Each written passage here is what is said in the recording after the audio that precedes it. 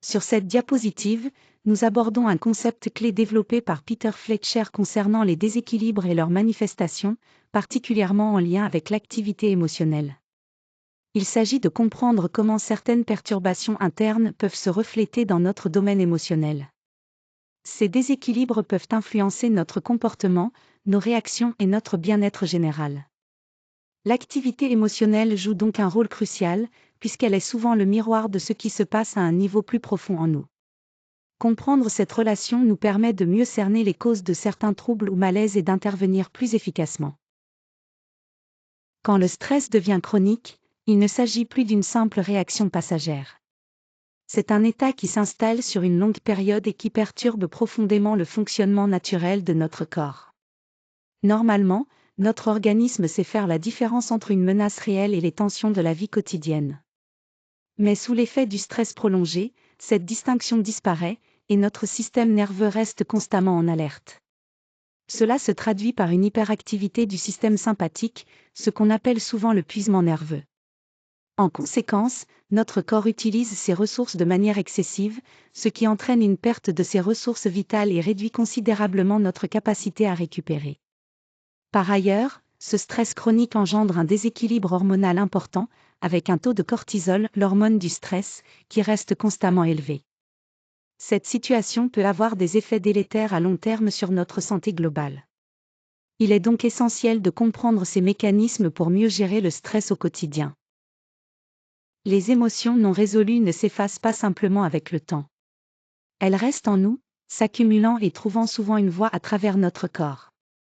Par exemple, les tensions musculaires, la douleur chronique ou encore une fatigue qui ne disparaît pas peuvent être des signaux clairs que notre organisme nous envoie. Ces signaux indiquent que la charge émotionnelle que nous portons dépasse ce que nous pouvons gérer facilement. En particulier, il faut comprendre que la douleur chronique, dans de nombreux cas, n'est pas seulement physique, elle est souvent le reflet de ces émotions non assimilées qui se manifestent de manière psychosomatique. Autrement dit, notre corps devient le réceptacle de nos émotions non traitées, et c'est pourquoi il est essentiel de prêter attention à ce que notre corps essaie de nous dire. L'autosuggestion est un processus puissant qui nous permet de nous réinventer de l'intérieur en influençant notre état mental et physique. Parlons d'abord de l'anxiété constante. Cette inquiétude persistante, ce sentiment diffus de menace, sont des signes que notre système nerveux reste en état d'alerte. Le corps se maintient en mode survie, incapable de retrouver un apaisement naturel. Ensuite, l'insomnie chronique est un autre indicateur clé. Lorsque nous éprouvons des difficultés à nous endormir ou à rester endormis, cela signifie que notre corps est toujours activé sur le plan physiologique. Ce stress permanent empêche un sommeil réparateur, indispensable à notre bien-être général. Enfin, il y a les signes avant-coureurs que notre corps nous envoie sans que notre esprit ne le perçoive toujours. Une tachycardie, une tension dans la mâchoire, des troubles digestifs. Ce sont des manifestations physiques qui traduisent le mal-être intérieur. Reconnaître ces signaux est essentiel pour intervenir avant que la situation ne s'aggrave. L'isolement peut sembler être une solution pour se protéger du stress, mais en réalité, il aggrave la situation. En se retirant de son environnement social, on se retrouve souvent à ruminer davantage, ce qui épuise nos ressources émotionnelles. La solitude non choisie ne fait qu'amplifier le mal-être. Ensuite, parlons de la réactivité comportementale.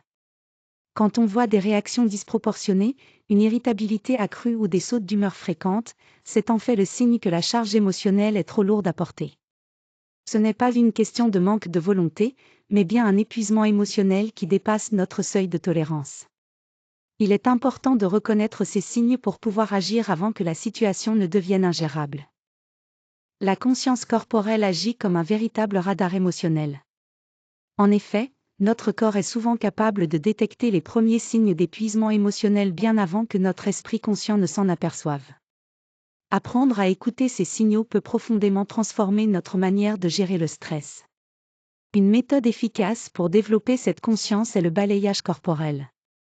Cela consiste à prendre quelques minutes chaque jour pour observer nos sensations physiques, sans aucun jugement, simplement en restant attentif à ce qui se passe en nous. Ensuite, il est essentiel de mettre des mots sur nos sentiments. Identifier et nommer clairement une émotion permet de réduire son intensité et facilite son intégration. C'est un pas important pour mieux la gérer. Enfin, il faut savoir reconnaître les signes précurseurs.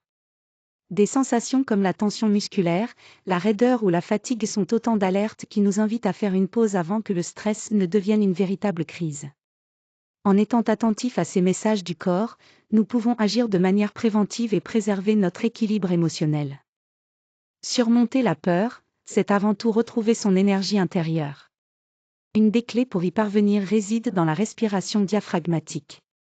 En activant le système nerveux parasympathique, cette respiration profonde permet d'inverser rapidement la réaction de stress, souvent en seulement quelques minutes. C'est un outil puissant pour calmer notre esprit et notre corps. Ensuite, il est important de faire des pauses actives. Ces pauses permettent de briser le cycle de tension qui s'accumule au fil du temps. Elles nous donnent la possibilité de retrouver de la clarté d'esprit, de faire un pas en arrière et de mieux gérer nos émotions. Pour résumer, le processus se décompose en 3 étapes essentielles: détecter la peur ou le stress quand ils apparaissent, respirer profondément pour apaiser la réaction instinctive, puis recalibrer son état mental et physique pour avancer avec plus de sérénité et de contrôle. C'est ainsi que l'on peut réellement surmonter la peur et renouer avec notre énergie vitale.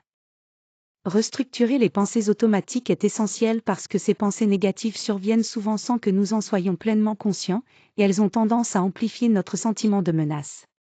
Cela augmente notre vulnérabilité face au stress quotidien. Il est important de comprendre qu'on ne peut pas empêcher ces pensées d'apparaître, mais on peut apprendre à les reconnaître et à les interroger. La première étape consiste à identifier clairement cette pensée intrusive. Ensuite, il s'agit de remettre en question sa véracité. Est-elle vraiment vraie? Est-elle utile? Enfin, l'objectif est de remplacer cette pensée négative par une interprétation plus équilibrée et réaliste, ce qui nous aide à gérer le stress de manière plus efficace. Pour renforcer notre résilience, adopter des habitudes de rétablissement est essentiel. Premièrement, le mouvement conscient, comme la marche, les étirements ou le yoga, aide à libérer les tensions qui se sont accumulées dans notre corps. Cela contribue à rétablir l'équilibre de notre système nerveux autonome, ce qui est crucial pour gérer le stress de manière efficace. Ensuite, l'écriture réflexive joue un rôle important. En mettant nos émotions sur papier, on réduit la tendance à ruminer et on facilite l'assimilation des expériences difficiles. C'est un moyen puissant de clarifier nos pensées et de mieux comprendre ce que nous ressentons. Enfin, les rituels de détente, même de courte durée, sont indispensables. Ces petits moments de plaisir et de déconnexion nous aident à reconstituer durablement nos ressources émotionnelles. Ils permettent au corps et à l'esprit de se ressourcer, ce qui renforce notre capacité à faire face aux défis. En intégrant ces habitudes dans notre quotidien, on construit une base solide pour mieux rebondir face aux difficultés. Passer du chaos intérieur à l'équilibre vital nécessite de gérer nos émotions de façon proactive. Il ne s'agit pas d'éliminer complètement le stress, mais plutôt de transformer notre relation avec lui. L'harmonie psychosomatique repose sur un processus continu d'écoute attentive de soi, d'ajustement constant et de recherche du bien-être. Tout commence par reconnaître les signaux que notre corps et notre esprit nous envoient. Ensuite, il s'agit de transformer ce stress, souvent perçu comme négatif, en une source de bien-être global. Pour y parvenir durablement, il est essentiel d'agir en utilisant des outils concrets et réfléchis, adaptés à nos besoins personnels. Cette démarche engageante nous guide vers un équilibre sain et vital. Merci beaucoup de votre attention tout au long de cette présentation. J'espère que les informations que j'ai partagées vous ont été utiles et intéressantes. Merci encore et à très bientôt.